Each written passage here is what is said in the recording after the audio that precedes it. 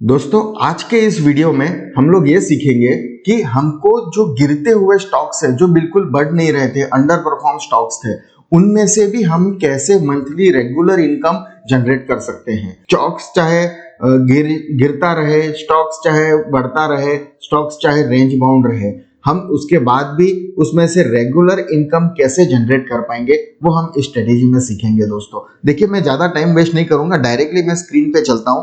ये देखिए आप, रिलायंस ने एक साल पहले, आज से एक साल पहले 1 नवंबर 2021 में रिलायंस का भाव इतना था और 28 अक्टूबर के आसपास, 28 अक्टूबर तक मैंने लिया है, 28 अक्टूबर 2022 में ये रेट चल रहा है। रिलायंस सिर्फ 11 रुपए मूवमेंट किया है एक साल के अंदर, 11 रुपए मूवमेंट किया है। और मेरी इस वीडियो के अंदर आप देखेंगे ना कि उसके बाद भी आप 11%, 11.28% कैसे आप उसमें से ले सकते हो। तो ये बहुत बढ़िया स्ट्रेटेजी रहने वाली है दोस्तों। ये देखिए टीसीएस आईटी का स्टॉक्स एकदम आप देख रहे होंगे कि लास्ट 1 ईयर के अंदर बिल्कुल गिरते ही रहा है, कभी वो बढ़ा ही नहीं, बिल्कुल गिरते रहा है। ये देखिए 9% गिर चुका है।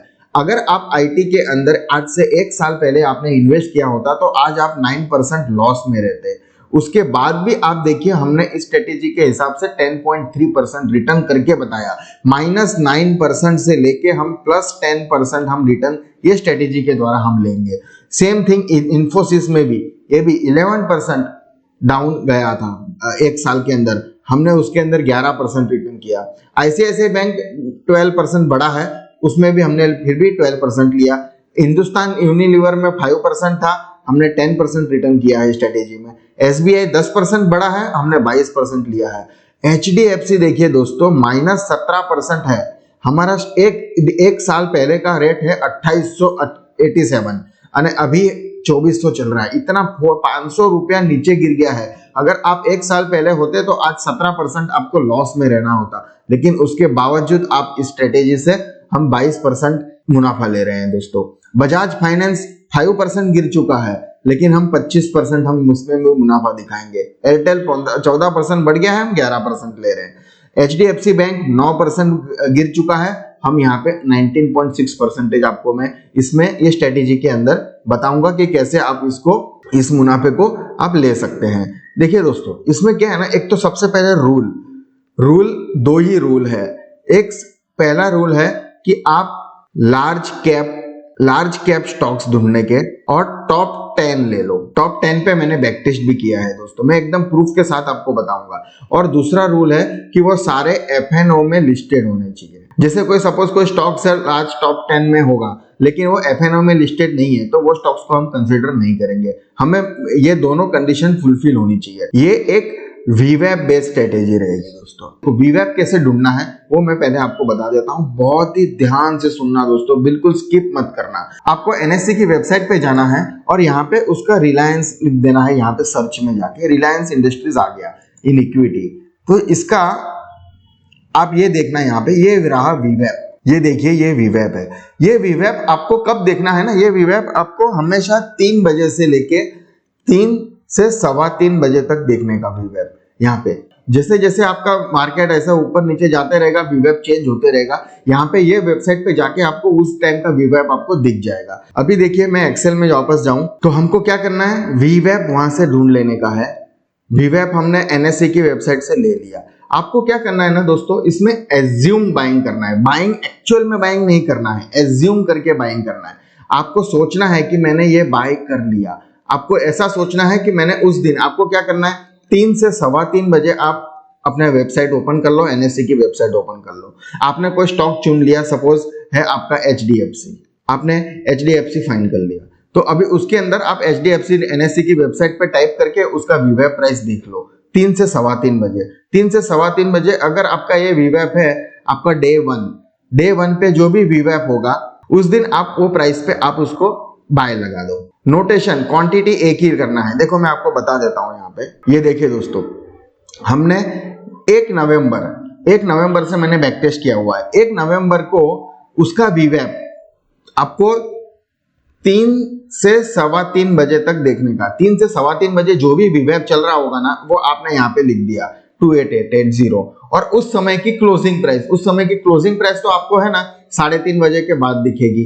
क्लोजिंग प्राइस आपको 3 से लेके 3:30 बजे तक जो भी प्राइस का जो मूवमेंट होता है उसकी एक एवरेज प्राइस होती है क्लोजिंग प्राइस। तो लेकिन ये तो आपको दिखेगी नहीं, तो आपको जो भी उस समय करंट मार्केट चल रहा होगा उसकी आपने यहाँ पे क्लोजिंग प्राइस लिख लिया। आपको ये शीट कंटिन्यू बनाते रहने की है, आपको एक्चुअल में बाइंग नहीं करना है, आपको सिर्फ एज्यूम बाइंग करना है, एज्यूम ट्रेडिंग करना है, रियल ट्रेडिंग नहीं करना है।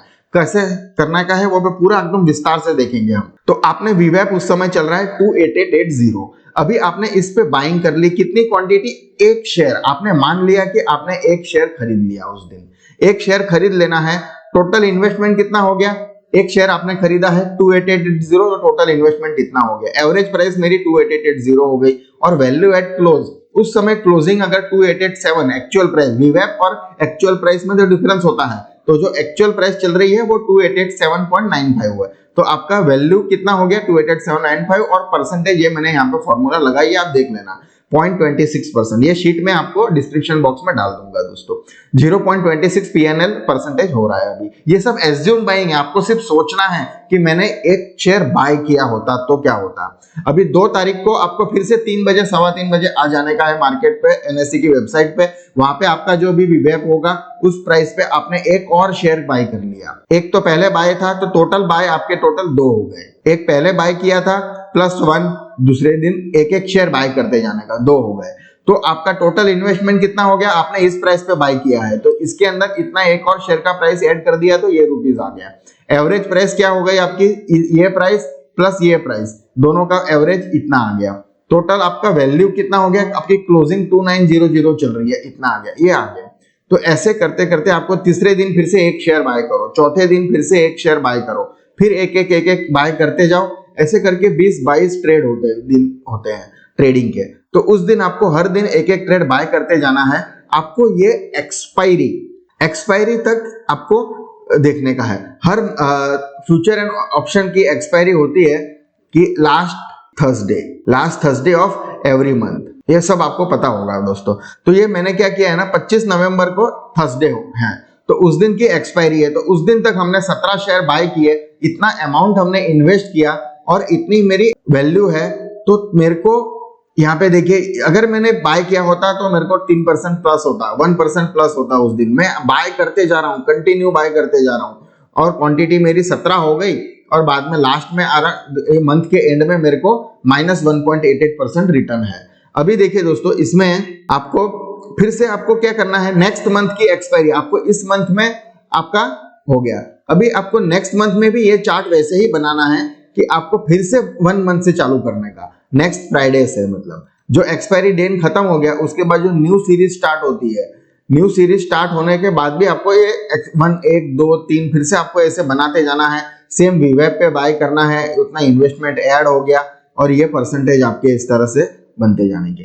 तो अभी देखिए दोस्तों, हम फिर से चलते हैं कि यहाँ पे अब आप ये तो हो गया है दोस्तों कि हमको एज्यूम बाइंग करनी है। एज्यूम बाइंग आपने यहाँ पे कर ली, तो आपको रियल बाइंग कब करनी है, रियल बाइंग कब करनी है देखो, उसके लिए भी मैं समझा देता हूँ। रियल बाइंग आपको कब करनी है ना, जब आपका नोशनल बाइंग यानी कि एज्यूम बाइंग जो है, एज्यूम बाइंग आपका -3% आ जाए रिटर्न, तब आपको रियल बाइंग करनी है। कब करनी है, जब एज्यूम बाइंग आपका -3% दिखा देगा तब आपको रियल बाइंग करनी है। देखो मैं फिर से चार्ट पे दिखा देता हूं, ये देखिए इस मंथ में भी हमको कहीं पे भी 3%, ये 3% प्लस हो गया है तो यहाँ पे हम बाइंग नहीं करेंगे।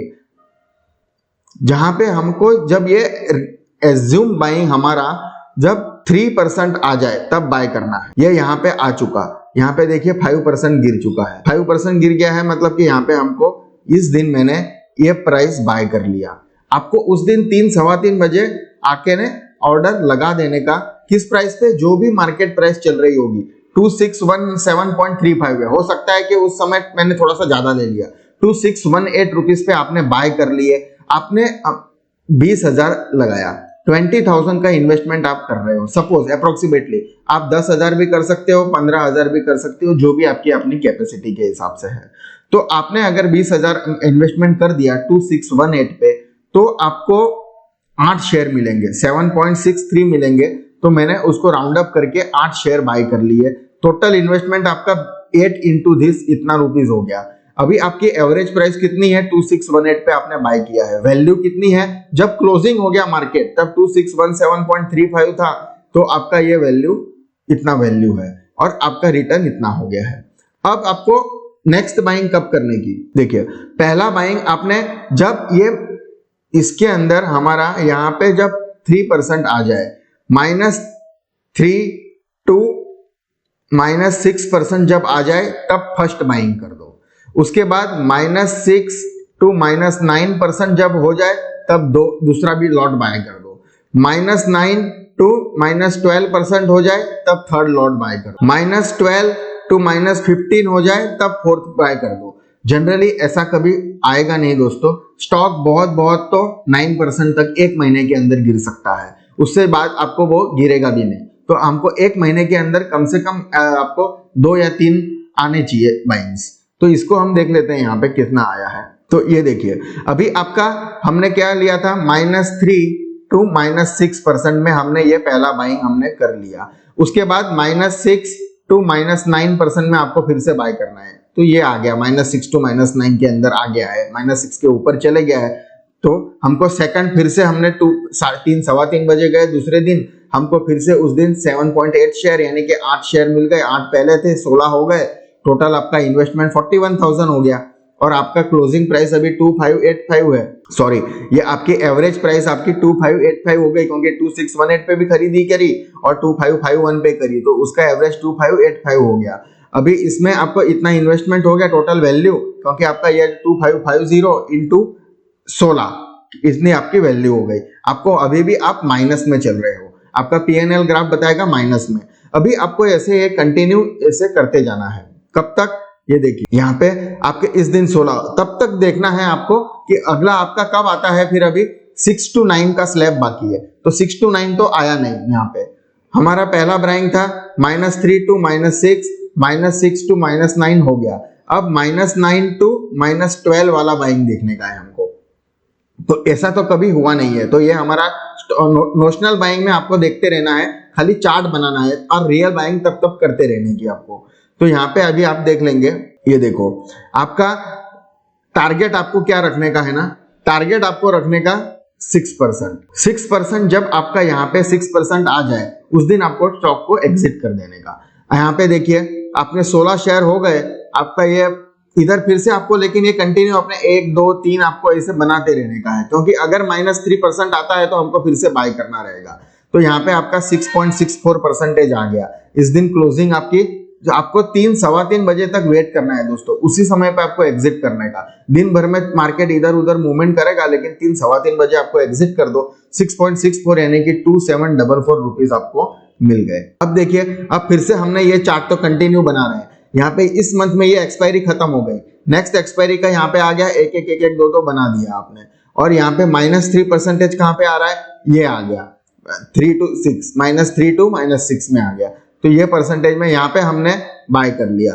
2570 क्वांटिटी हमने बाय कर ली, 7.7 होता था, 8 बाय कर लिए, इतना मेरा हो गया। फिर से आप इसको कंटिन्यू लेते जाइए, तब तक देखना है या तो टारगेट 6% आ जाना चाहिए, या तो फिर यहाँ पे, और ये देखिए यहाँ पे मंथ की एक्सपायरी खत्म हो गई, फिर आपको नेक्स्ट मंथ में फिर से ये 1 2 3 से स्टार्ट करने का। और यहाँ पे आपको ये रहा, फिर से स्लैब आ गया, -3 टू -6 का स्लैब आ गया। तो इस वक्त आपको फिर से 20,000 का इन्वेस्टमेंट करके 8-9 शेयर और ले लिया आपने। यहाँ पे 8.23 शेयर आ रहा है, तो हमने 9 ले लिए।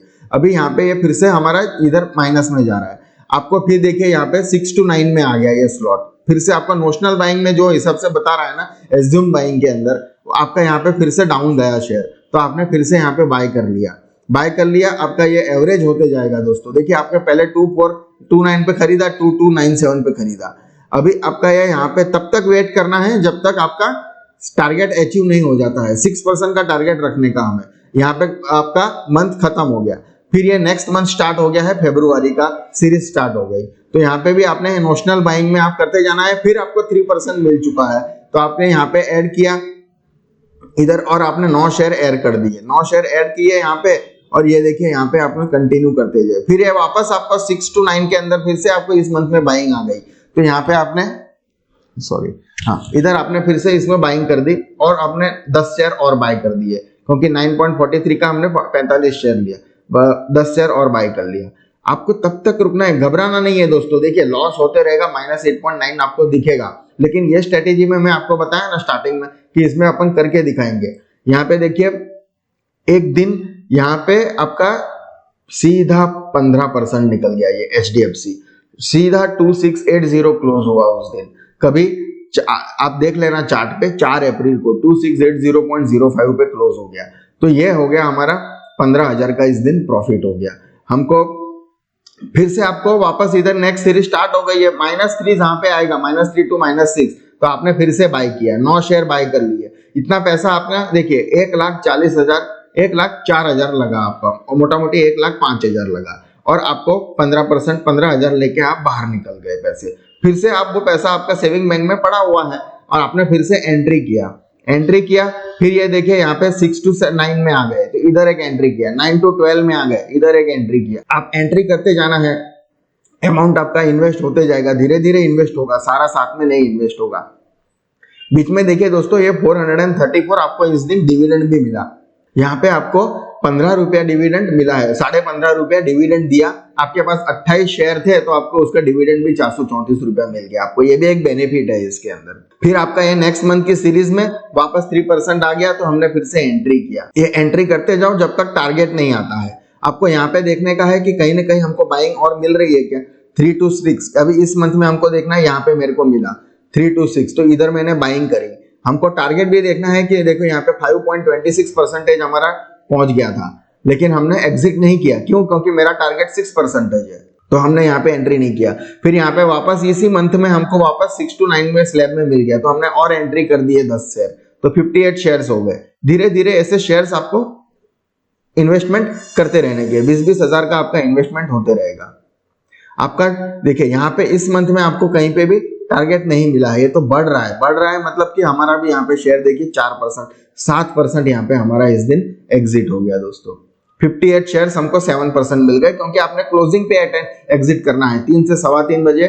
6% टारगेट है आपका, 7.28% मिल गया आपको, 9,300 इधर मिल गया। फिर आपको वापस यहाँ पे आपको देखना है कि 3% कहीं पे मिल रहा है क्या, नहीं मिल रहा है तो छोड़ देने का। इधर कहीं मिल रहा है, नहीं मिल रहा है हमको। -3% जब भी आ जाए, ये रहा -3, फिर से आपने एंट्री किया, यहाँ पे 20,000 फिर डाल दिए। तब तक इस पीरियड में आपका बैंक का ये जो पीरियड है, यहाँ पे आपके अंदर सेविंग बैंक में पैसा पड़ा रहेगा। वो आपको क्या करना चाहिए ना दोस्तों, देखिए आपने एक बार में 20,000 लिया है, इसमें मैक्सिमम आप 1 लाख रख लो। देखो मैं आपको बता देता हूँ, अगर आपके पास 1 लाख है, 1 लाख से ना तो आप 1 शेयर में इन्वेस्ट करो। अगर आपके पास 2 लाख है तो 2 शेयर में इन्वेस्ट करो। 3 लाख है तो आप 3 शेयर में इन्वेस्ट करो। अप्रोक्सीमेटली आपको 1 से 1.25 लाख के आसपास, मैक्सिमम आपको कभी कभी 1.5 लाख के आसपास आपका इन्वेस्टमेंट जाएगा, उससे ज्यादा आपका इन्वेस्टमेंट होगा नहीं इसमें। और बाकी टाइम पैसा सेविंग बैंक में पड़ा रहेगा, वहां पे रहने दीजिएगा पैसा। आपके पास अगर 1 लाख है तो 1 स्टॉक में डालो, 2 लाख है 2 स्टॉक में डालो, 3 लाख है तो 3 स्टॉक में डालो, ट्राई करो इसको। यहाँ पे ये फिर हमने बाय कर लिया। यहाँ पे ये देखिए इधर अभी हमारा ये 1500 का प्रॉफिट चल रहा है। अभी ये देखिए मैंने 27 अक्टूबर तक का लिया है दोस्तों, उसके बाद का हमने किया नहीं। तो ये टोटल प्रॉफिट मेरा जो हमने 27,000, ये देखिए मैंने यहाँ पे फॉर्मूला लगाई है, ये तीनों का प्रॉफिट 27,881। हमारा मैक्सिमम एक बार में 1,28,000 आपका 1,28,000 का इन्वेस्टमेंट हुआ। हमने आपको बताया ना कि आपका 1 से लेके 1.25 लाख के आसपास आपका इन्वेस्टमेंट एक स्टॉक के अंदर जाएगा। तो आपको वो हिसाब से आपका मनी मैनेजमेंट रखने का। 250 रुपया आपका, ये जो बाकी टाइम आपका जो पैसा सेविंग बैंक में पड़ा रहेगा ना, उसका भी इंटरेस्ट मैंने काउंट किया, करीब 250 रुपया साल का आएगा। साल में बाकी का पैसा आपका पड़ा रहेगा, क्योंकि हर बार तो आपको ट्रेड मिल नहीं रहा है। जब आपका 3% यहाँ पे नोशनल में जाएगा एज्यूम में, तब आपको बाय करना है, तो बाकी टाइम पैसा पड़ा रहेगा तो उसका भी इंटरेस्ट मिलेगा। डिविडेंड आपको 434 मिला, ऐसा करके टोटल 27,000 तो आपको ट्रेडिंग से मिले, 28,000 आपको इससे मिले। मैक्सिमम इन्वेस्टमेंट आपका इतना रहा था, इससे ज्यादा आपका पैसा कभी लगा ही नहीं। तो आपका टोटल रिटर्न दोस्तों, इतना पैसा लगा के आपने इतना पैसा कमाया और 22% आपका इसमें आपको वैल्यू मिला। दोस्तों इसमें मैंने ब्रोकरेज और वो सब कैलकुलेट नहीं किया है। आप इसमें ब्रोकरेज कैंसिल कर देना, ब्रोकरेज काउंट करके माइनस करना, तो भी ये काफी बहुत अच्छा रिटर्न रहेगा दोस्तों। कुछ लोग हमको कमेंट्स करते हैं इसमें ब्रोकरेज नहीं लिया, उसका ब्रोकरेज का क्या, इसका क्या। तो दोस्तों वो तो ब्रोकरेज है, आपके ट्रेडिंग प्लान के हिसाब से रहेगा। 20 रुपया ब्रोकरेज है तो 20 रुपया रहेगा। और मेरे ख्याल से आप अगर पोजिशनल रख रहे हो तो इक्विटी में ब्रोकरेज नहीं होता है दोस्तों, उसमें तो ब्रोकरेज लगेगा नहीं। अभी आप देखिए दोस्तों, मैं आपको ये बजाज फाइनेंस का भी सेम चीज है यहाँ पे, ये देखिए यहाँ पे आपको 1,57,000 लगा, 25% मिला। HDFC बैंक में आपने 19,000 मिला, 250 रुपया आपका इंटरेस्ट का पकड़ा, 930 रुपया आपको डिविडेंड मिला, 20,000 मिला, 1,05,000 से ज्यादा पैसा नहीं लगा, 20% आपको मिला। आप ये TCS जैसा गिरते हुए शेयर के अंदर भी आपने 12,000 कमाए, जो आपके पड़े हुए पैसे 1,32,000 आपने लगाया इसके अंदर। इवन आपको इसमें डिविडेंड भी मिला 1100 रुपया, 10% मिला। इन्फोसिस भी गिरता हुआ शेयर 11% मिला है दोस्तों में। तो मैंने आपको यहाँ पे बता दिया स्टार्टिंग में ही कि ये देखिए सारे शेयर्स में अगर आपने इन्वेस्ट किया होता तो आपके इतने पैसे जाने, लॉस में रहते आप। लेकिन ये स्ट्रेटेजी अगर आप यूज कर रहे हो तो आपको 25%, 20%, 22%, 11%, 10%, 12% तो आपको मिल ही रहा है ऑन एन एवरेज। आपका इसका अगर आप एवरेज निकाल लोगे तो एवरेज आपको ऑलमोस्ट 15% रिटर्न दे रहा है। तो फ्रेंड्स दोस्तों, हमने टारगेट यहाँ पे 6% इसलिए रखा ना कि देखो 6% कॉस्ट बहुत छोटी चीज नहीं है, यह बहुत बड़ी चीज है। 6% से तो हम 6% आप अगर ऐसे इस टाइप के कितने सारे ट्रेड हो गए। आप अगर 100-150 ट्रेड कर दोगे तो आपको कंपाउंड इंटरेस्ट अगर आप काउंट करेंगे ना तो आपका बहुत सारा पैसा बनता है दोस्तों। ये एक है ना मंथली रेगुलर इनकम स्कीम है, रेगुलर इनकम स्कीम है। इसमें क्या है ना, आपके पैसे जो सेविंग बैंक में जो पैसा पड़ा होता है ना उसको आप रेगुलर एक यूज कर रहे हो, और वो पैसे से आप फिर भी 15% आप जो बैंक में आपको 2%, 2.5% मिल रहा है उसका आप 15% में आप उसको कन्वर्ट कर रहे हो, और आपका पैसा आपके पास है, आपके सामने है। आपने लगाया है लार्ज कैप के टॉप 10 स्टॉक्स के अंदर, FNO लिस्टेड स्टॉक्स के अंदर। आपको बाइंग करनी है -3 to -6, -6 to -9, -9 to -12 के स्लैब्स में आपको बाय करना है। आपको तो पहले नोशनल बाइंग करनी है दोस्तों, आपको पहले हमेशा एज्यूम ट्रेडिंग करना है, एज्यूम करना है। उसके अंदर अगर -3% से -6 के अंदर जाता है तब आपको जाके रियल बाइंग करनी है। यानी कि आप महंगा तो खरीद ही नहीं रहे, आप हमेशा सस्ता ही खरीद रहे हो, ये आपके माइंड में हमेशा रहेगा, और आप अच्छे स्टॉक्स के अंदर एंट्री कर रहे हो। दोस्तों ये मैंने जो 10 शीट, ये इस शीट में आपको दे दूंगा डिस्क्रिप्शन के अंदर, ये जो 10 शेयर्स के अंदर मैंने बैक टेस्ट किया है। आप मेरे को ये बताइए कि इसके अंदर मेरे को कमेंट सेक्शन में आप बताना का कि ये स्ट्रेटेजी आपको कैसे लगी, ये क्या ये इसमें इन्वेस्ट कर सकते हैं या नहीं कर सकते। दोस्तों ये कोई मेरा फाइनेंशियल एडवाइस नहीं है, मैं आप अपने फाइनेंशियल एडवाइजर से लेके ही आप डिस्कस करने का, मैं आपको कोई रेकमेंड नहीं कर रहा हूँ कि आप ये स्ट्रेटेजी से आप इन्वेस्ट करो। लेकिन मैं आपको सिर्फ सिखाने की कोशिश कर रहा हूँ कि आपका पैसा अगर बैंक में पड़ा रहे तो भी आप उसके अंदर सिर्फ 2.5% इंटरेस्ट लेके जाएंगे। आप उसके बाद भी आप गिरते हुए स्टॉक्स के अंदर जिन्होंने 1 साल के अंदर कोई भी रिटर्न नहीं दिया, उसके बाद भी आप इसके अंदर एवरेज आप 15% आप रिटर्न लेके जा सकते हो। ये सिर्फ मेरा एक सिखाने का लर्निंग पर्पस है दोस्तों। अगर आपको अच्छा लगा तो आप भी मुझे बताइए कि इस कमेंट सेक्शन में बताइए आपको इसके अंदर और कुछ चेंजेस चाहिए या नहीं चाहिए। दोस्तों ये मैंने सिर्फ लार्ज कैप के अंदर बनाया है, आप इसके अंदर स्मॉल कैप्स में देख के मेरे को चाहिए कि नहीं, आप खुद बैक टेस्ट करो। इसके अंदर मैंने पूरी फॉर्मूलाज वगैरह सारी लगा दी है दोस्तों। फ्रेंड्स आज के लिए बस इतना ही, मिलते हैं अगले वीडियो में। Thank you.